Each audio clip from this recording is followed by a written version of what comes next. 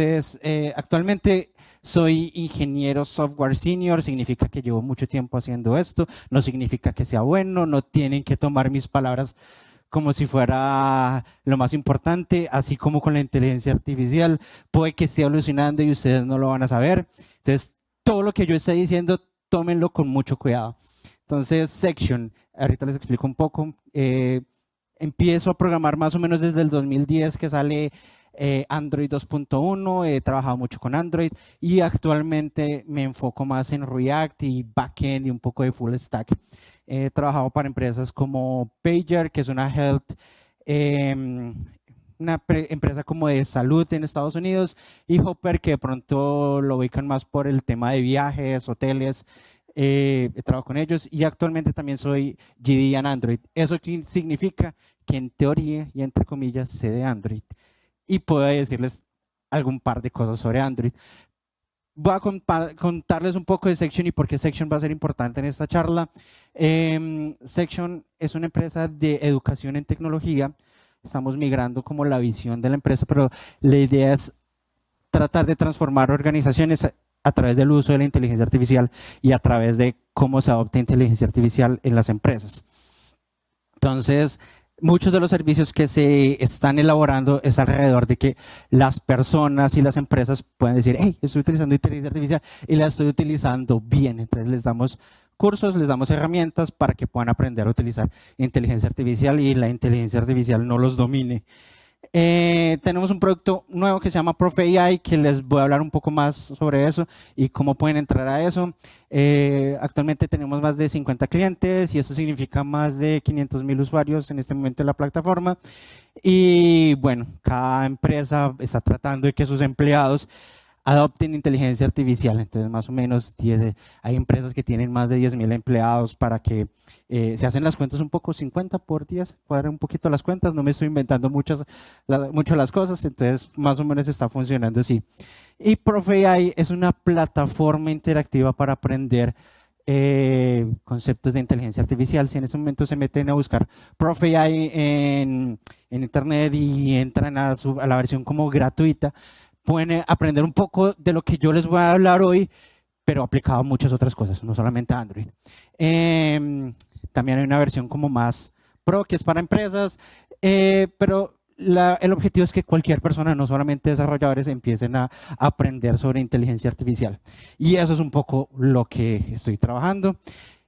Vamos a hablar sobre refactoring, vamos a hablar sobre AI y utilizar refactoring. ¿Quiénes de acá son desarrolladores de pronto? ¿Listo? Ok, listo. Entonces, para los que no son desarrolladores, voy a tratar de simplificar un poco las cosas porque siento que esto también funciona para muchas otras personas y si son líderes de ingeniería o personas que trabajan con ingenieros, también esto les puede funcionar como para que los desarrolladores no les, dirían en Colombia, no les metan el cuento y no les den como tantas vueltas a las cosas de qué se puede y qué no se puede hacer. Vamos a hacer un par de ejemplos, mejores prácticas y un par de conclusiones y voy a tratar de ir rápido porque es complicado y hay muchas cosas por tocar. Hay un gran libro que es un clásico de la programación que se llama Refactoring, Martin Fowler. Este libro es como una receta de cocina, es como si tienes que hacer un refactor, estos son los pasos que se pueden hacer para hacer ese refactor y que todo salga bien. Pero la idea del libro es como un refactor debe ser un cambio realizado de tal manera que no se afecte absolutamente nada. Y esto los desarrolladores van a decir, sí, claro, no va a afectar nada con un cambio, eso es imposible. Pero la idea es que cada ciclo de refactor hace que el código sea más fácil de mantener y sea más testeable. Y eso es súper importante lo que vamos a ver. Este libro es supremamente importante para los ingenieros y seguramente la mayoría de ingenieros habrá tenido alguna clase de acercamiento a este libro. La idea de refactor siempre es preservar el funcionamiento.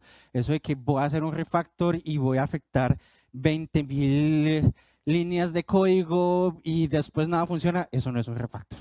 Tiene que ser pasos pequeños e incrementales y es un proceso, y eso es algo que en el mismo libro dicen como la palabra refactor se ha popularizado de la manera incorrecta, en la que cualquier cambio estructural significativo, gigante, que le hacemos a una aplicación, ya lo llamamos refactor por solamente el hecho de cambiarlo y creer que está mejor. Entonces, no, el proceso de refactor depende de que las cosas sigan funcionando como estaban, y para eso tiene que volverse una técnica disciplinada. Importante porque eso nos va a funcionar mucho con inteligencia artificial. Entonces, el ciclo de refactor se caracteriza entre algo no funciona, algo funciona y hago un cambio y vuelve y funciona. Vuelve, se ejecuta el ciclo. ¿Qué sucede con eso de que no funciona, funciona y se cambia? Tenemos que tener una manera de validar que las cosas funcionan. Y esto depende mucho de... este ciclo también es el ciclo de TDD, de Test Driven Development, el ciclo de cómo hacer testing. Es muy importante porque si no tenemos una manera de validar que las cosas están funcionando, vamos a hacer cambios y nos vamos a dar cuenta un mes después, 10 horas después de que estemos haciendo cualquier cambio y no nos vamos a dar cuenta de que funciona o no funcionan las cosas. Entonces ya venimos a ver cómo funciona y cómo vamos a interactuar el refactor con la inteligencia artificial. Y vamos a empezar con algo un término que está muy de moda en este momento, que es el vibe coding. Y quiero compararlo con algo que lo podríamos llamar como planeamiento o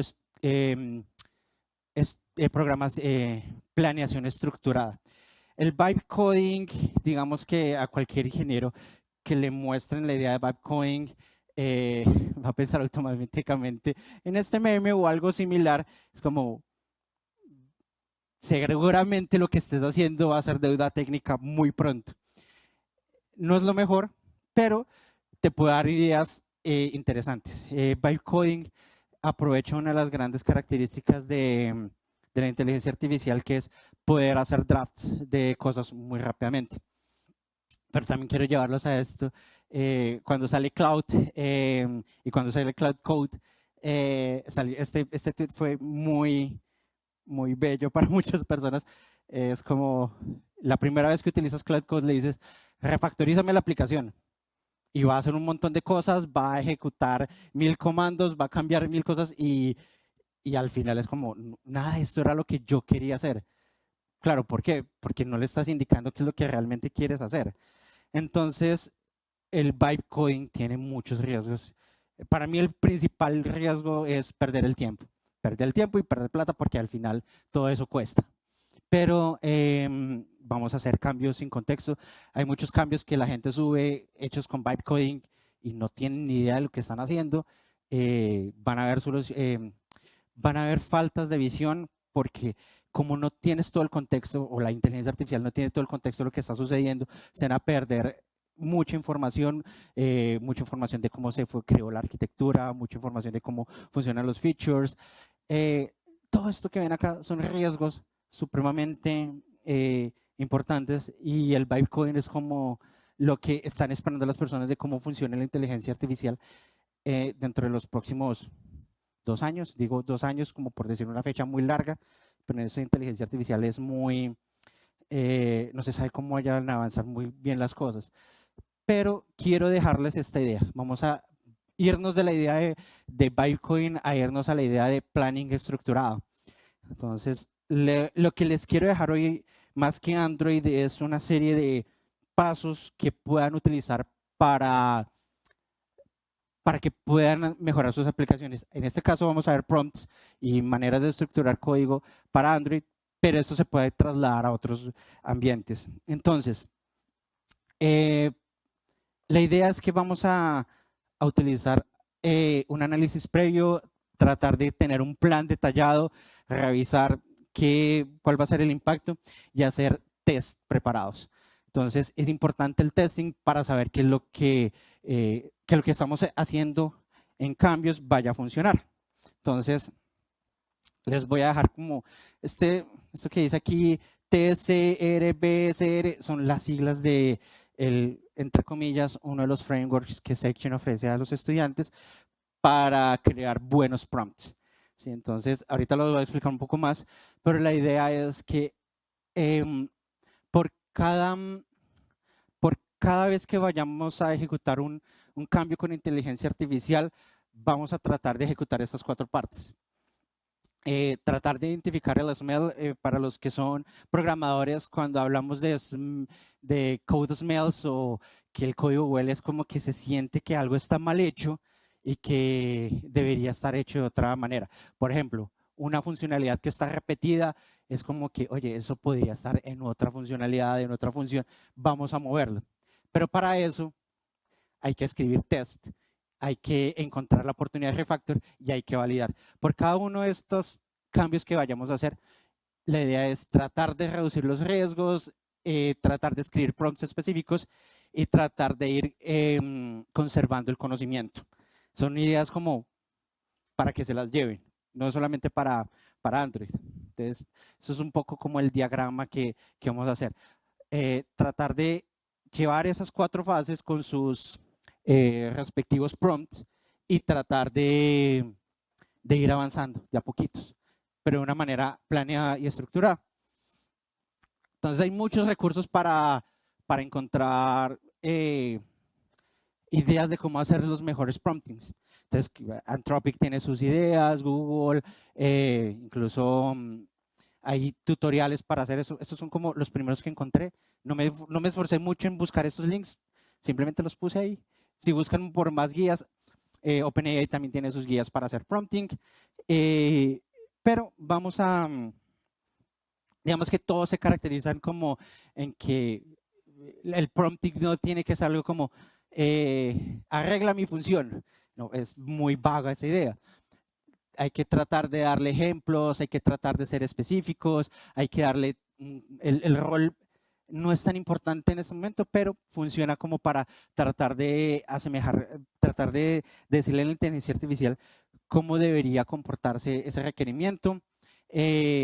Iteración, evaluación, esos son como las cosas comunes, las ideas comunes que pueden compartir todos estos documentos de cómo hacer prompting. Y este es el micro framework de crear prompts de section. Eso es como para las partes básicas. Entonces, básicamente la idea es tener una tarea que queremos lograr, darle contexto. El contexto no necesariamente tiene que ser escribir absolutamente todo, puede ser un archivo aparte. Muchos de los LLMs te permiten adjuntar una imagen, un archivo, eso puede ser el contexto. El rol, los boundaries o límites son muy importantes, es como decirle a la inteligencia artificial qué no queremos hacer, qué no queremos, o sea, por ejemplo, en un cambio que estemos tratando de efectuar, le decimos, oye, no queremos que cambies archivos por fuera de este paquete o solamente queremos modificar cambios de, no sé, estamos migrando de un lenguaje a otro, entonces estamos cambiando de JavaScript a TypeScript, solamente queremos agregar los tipos y cambiar el archivo, no queremos cambiar lógica. Es muy importante los límites porque las inteligencias artificiales y Cloud Code, Gemini, CLI son muy buenos para decir quiero hacer más cosas y empiezan a hacer cosas que no les pedimos que hicieran.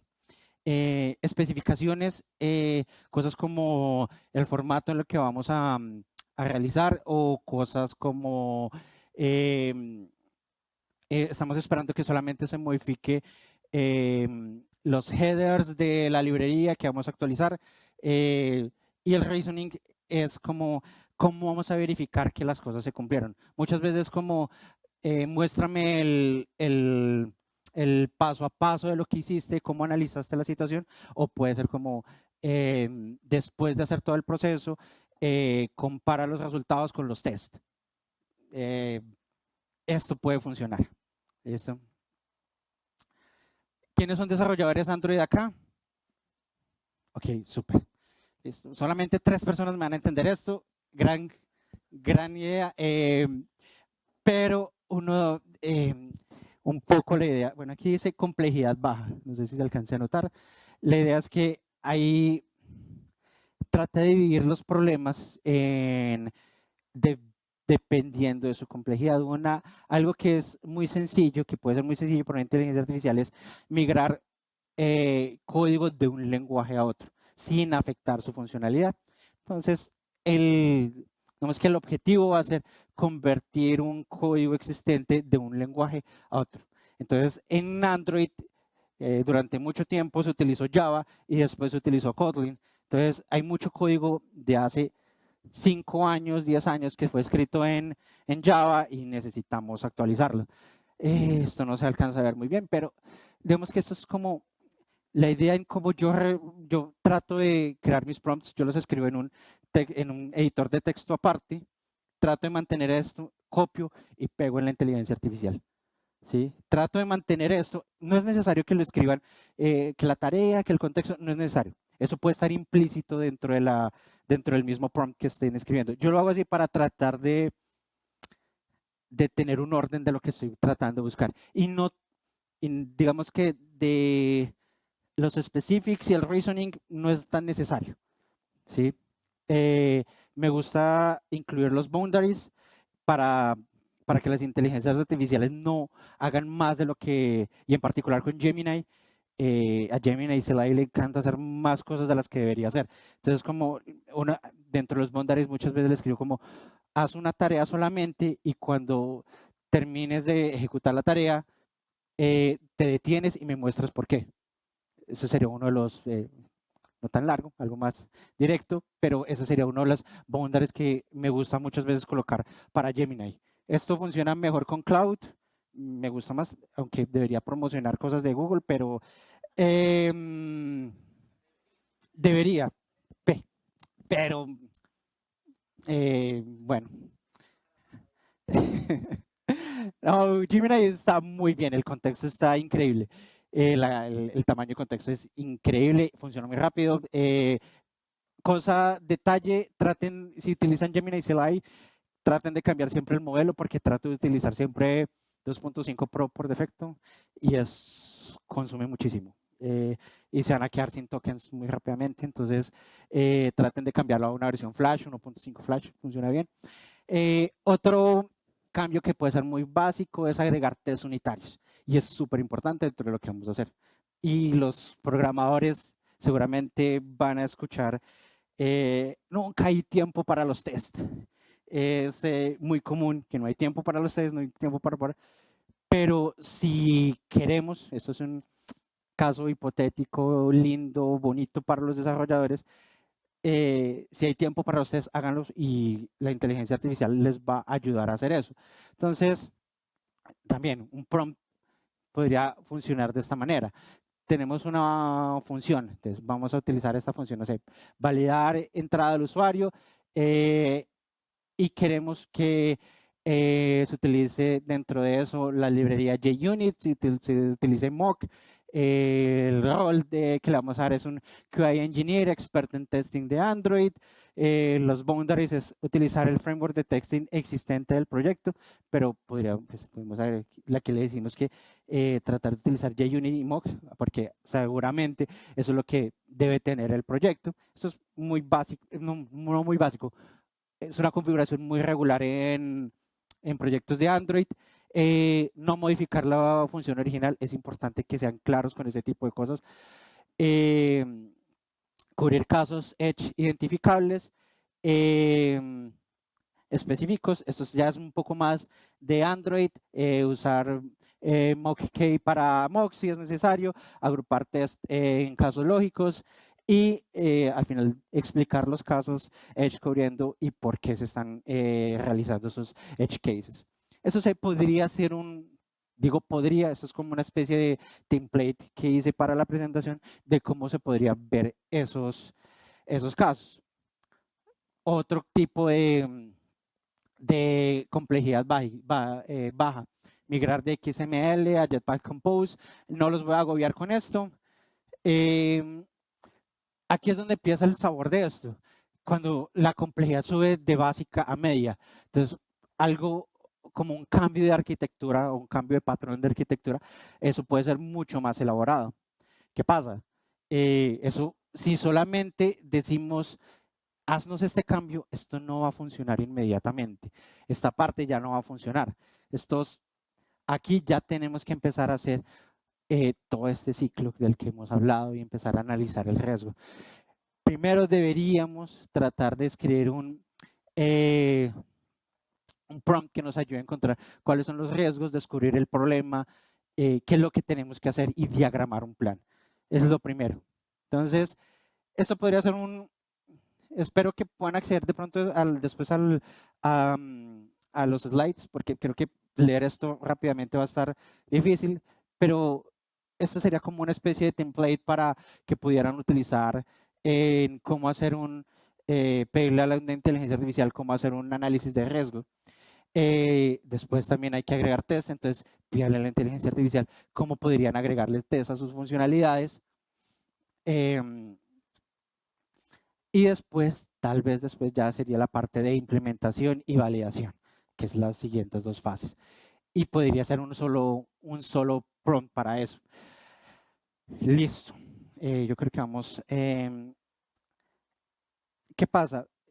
Cuando ascendemos digamos, con una especie de escala de complejidad de problemas, vamos a ver que vamos a requerir muchos más prompts y mucho más descubrimiento. Entonces hice una especie como de heurística, como especie de identificador de problemas. Entonces, problemas de baja complejidad. Cambiar de un lenguaje a otro, agregar un test unitario, corregir errores del linter, actualizar una dependencia menor, formatear código. Son tareas que una inteligencia artificial puede resolver de una manera muy sencilla, directa. Entonces lo dije como, ok, vamos a definir esto como complejidad básica y puede tomar uno o dos ciclos. Digo uno o dos ciclos, es como vamos a hacer un prompt para analizar el problema y el segundo prompt va a ser para solucionar el problema. Siempre creo que es conveniente analizar siempre el problema con inteligencia artificial que nos dé como los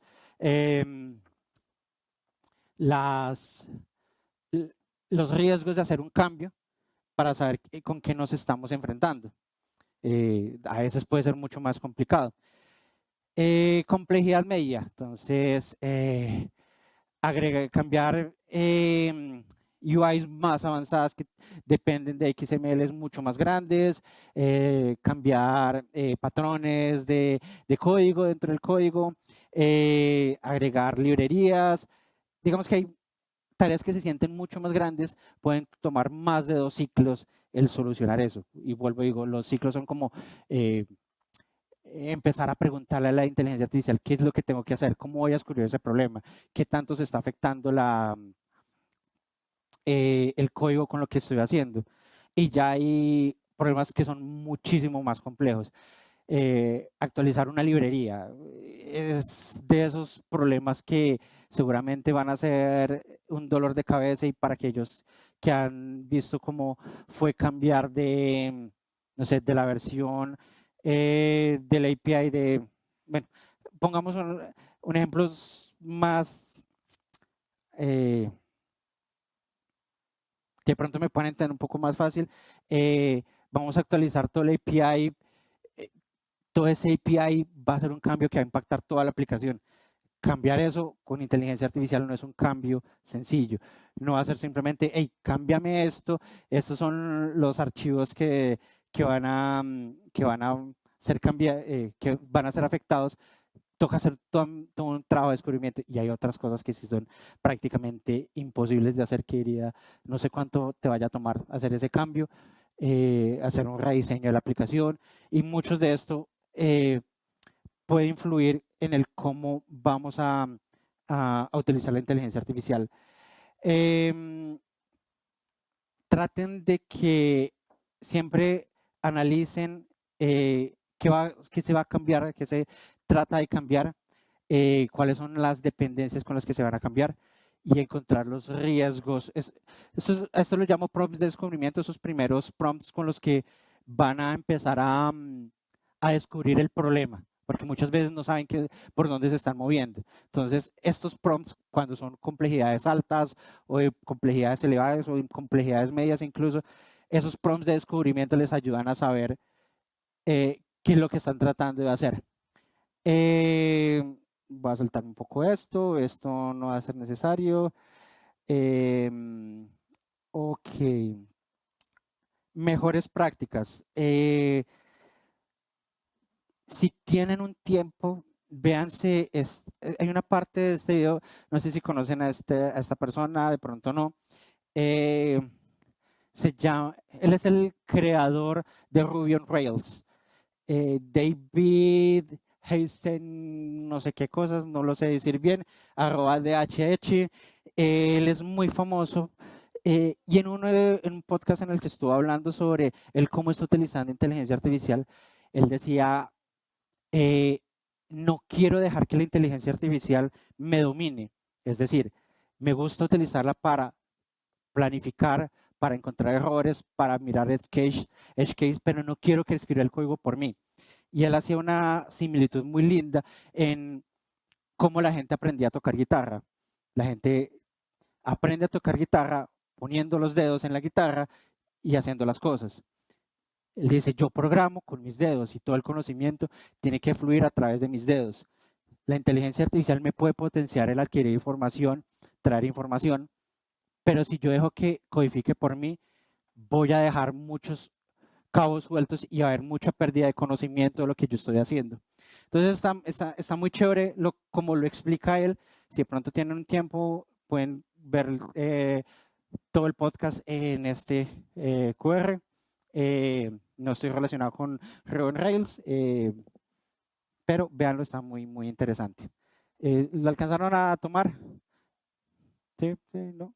5, 4, no va a explotar, pero 3, 2, bueno, ya. Voy a tratar de terminar rápido. Esto ya hablé, bastante de eso. Conclusiones. Listo. Importante, llévense la idea de refactoring, que tiene que ser una inversión en continua. Refactoring no es cambiar todas las clases, es agregar test y pequeños cambios. Si pueden de pronto buscarse el resumen del libro de Martin Fowler, está interesante, es un muy buen libro y todavía es muy válido. Ese libro tiene por unos 20 años, yo creo. Test, llévense la idea de que los test también les pueden ayudar muchísimo. Planifiquen el trabajo de lo que van a hacer. Importante esto, AI, utilícenlo como una herramienta y no como el piloto. Debería ser ese compañero estricto que los ayuda a encontrar errores y no el que hace todos los cambios. Entonces, herramientas como Cloud Code y Gemini Slide, o incluso Windsurf, Cursor, que ya empiezan a hacer código por cada uno de nosotros, puede ser peligroso por eso. Entonces traten de limitar esa inmersión que hacen estas herramientas por ustedes. El framework, llévenselo, es una estructura muy básica para tratar de encontrar mejores prompts y iteren muchísimo. Pregúntenle mucho a la inteligencia artificial y es una gran herramienta. Pueden hacer cambios muy importantes. Bueno, estas son algunas de las preguntas que pronto pueden saber por ahí, cómo validar que lo que está pasando es correcto. Me parece que cada vez va a tomar más sentido el hecho de tener test. Actualmente la inteligencia artificial puede cambiar 1000 cosas, pero no sabemos que se estén haciendo bien, entonces siento que cada vez es más importante tener test en el código. El code review humano es supremamente importante y los desarrolladores van a aprender a tener que leer mejor código, porque no solamente van a estar revisando el código de otras personas, sino que van a estar revisando el código hecho por inteligencia artificial en nombre de otras personas. También va a ser muy importante hacer cada vez muchos cambios, pero pequeños. Entonces, el testing incremental y cambiar de a poco las cosas. Y esto sí es opcional, y eso es sacado de la charla de David, es la AI investiga, el humano codifica y ejecuta. Entonces, cada vez que Gemini les dice, ¿puedo ejecutar este comando? Un momento, creo que yo mejor lo ejecuto, hago los cambios, pero tú me das la información. dependan mucho de Git, hagan commits pequeños, nunca hagan commits sin una validación humana, no pongan lo primero que escribir inteligencia artificial, generen documentación también con inteligencia artificial. Bueno, listo, muchísimas gracias por todo. Creo que tenemos un minuto de preguntas. Si tienen preguntas, este es el momento. Si no tienen preguntas, estamos bien. Por allá una pregunta, sí. Cuando haces la parte de crear test, ¿no te sale mejor si le pones como un ejemplo? Es que siento que a veces cuando me las han generado, me generan código que Totalmente válido. Por ejemplo, eso iría dentro de los specifics o dentro del contexto. Puedes decirle dentro de este framework, puedes decirle como ejemplo, puedes tomar incluso dentro de Gemini, puedes escribir como @ y le pasas la clase que puedes tomar como ejemplo. Entonces eso puede ser como parte del contexto para hacer eso. Y es un gran... Funciona mucho mejor cuando le das ejemplos claros a la inteligencia artificial. Eso es un gran detalle que seguramente quería decirlo, pero no lo dije. ¿Preguntas, comentarios? Bueno. Sí. ¿Ya has refactorizado una aplicación completa utilizando solo...? He refactorizado pequeñas partes. De hecho, el código de Section está bien, pero es gigante y es difícil de mantener. Entonces, tenemos que agregar pequeños cambios. Tenemos clases que nos dicen cómo son los tests, por ejemplo. Entonces, la utilizamos como parte del contexto para crear otros tests. Vamos paso a paso. Todavía estamos diciéndole, le estoy convenciendo a mi jefe de que es buena idea hacer las cosas de a poquito. Sí. Sí. ¿Qué tal? Buenos días. Buenos días. Yo tenía una pregunta. Sí. ¿Qué herramientas has utilizado tú para determinar si esta funcionalidad requiere un refactor o no? Cloud Code me ha funcionado muy bien. No me escuchan por ahí. Cloud Code me ha funcionado muy bien. ¿Qué es lo que hace Cloud Code? También buscar en el código. Gemini CLI también me ha gustado mucho. Busca muy bien dentro del código cosas y puede traer información. Pero hay que ser muy específico con lo que estás preguntando. Por ejemplo, ¿cómo funciona la navegación? ¿Qué librerías pueden actualizarse a sus últimas versiones? De estas librerías que encontraste, esta librería, ¿cómo podría ser actualizada? Pero crear planes detallados muchas veces la pregunta es, dame un plan detallado y puedes inscribirlo en un Markdown como con unos checkbox y empezar a ir paso por paso de esos checkbox. Entonces, de pronto lo que te dice para agregar, para introducir test, te dice, lo mejor es que extraigas esta funcionalidad en otra clase y a esa clase sí le puedes hacer un test, ¿sí? Porque digamos que cuando estaba metido dentro de la otra clase era muy difícil de testear. Entonces, de hecho, eso es un patrón que también está en otro libro no es el de refactoring, sino lidiando con código legacy. Ese también tiene una gran cantidad de patrones muy interesantes. Eso se le llaman costuras, que es como tienes acá un código y lo extraes en otra clase para volverlo testeable.